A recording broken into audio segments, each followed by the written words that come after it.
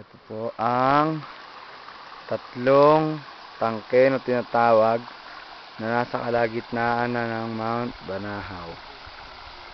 Ayan po.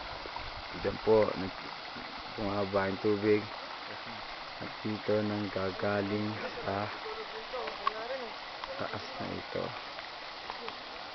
Ayan o.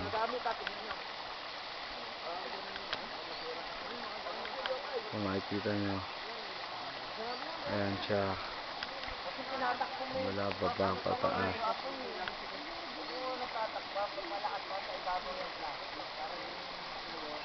Ayan, ayan ang kanyang hangganan. At ayan ang aming pinanggalingan na bundok ng kataas. Ayan, dito kami nagstay.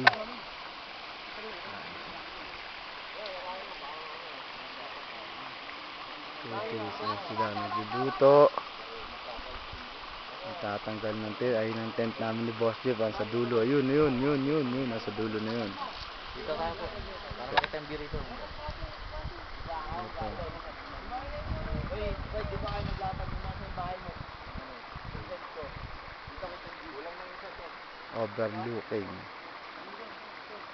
Okay, tinatin natin. Bye.